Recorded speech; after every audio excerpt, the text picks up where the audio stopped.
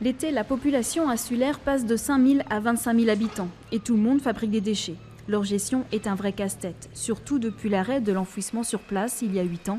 À présent, tout doit repartir sur le continent. On expédie chaque année 4530 tonnes de déchets, chaque année 4500 tonnes. Et puis effectivement, le coût qui est imputé aux déchets est de l'ordre de 2 millions d'euros. Une fois ramassés, tous les emballages et les ordures ménagères sont traités dans un centre de transfert avant d'être chargés sur un bateau dans des containers spéciaux.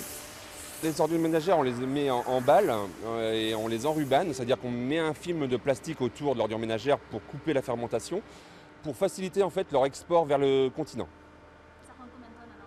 Ça représente à peu près 1500 tonnes annuelles, à peu près 500 tonnes entre juillet et août, donc un tiers de la collecte.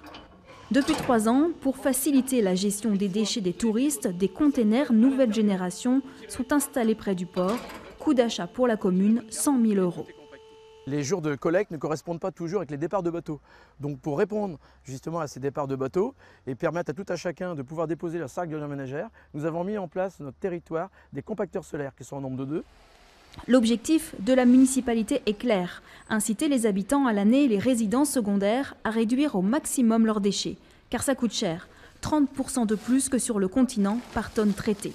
Par exemple, ici les déchets verts et les gravats restent sur l'île. Tout doit être désormais valorisé. Ce merlon il est composé de gravats essentiellement, comme vous pouvez voir sur le sol. On réceptionne en moyenne chaque année 5000 tonnes et c'est ce qu'on a réceptionné en 2017, 5000 tonnes de gravats qu'on a mis en partie pour la conception des merlons.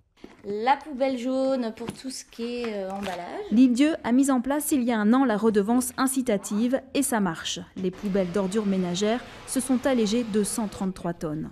Cette prise de conscience collective est devenue indispensable pour préserver la beauté de l'île.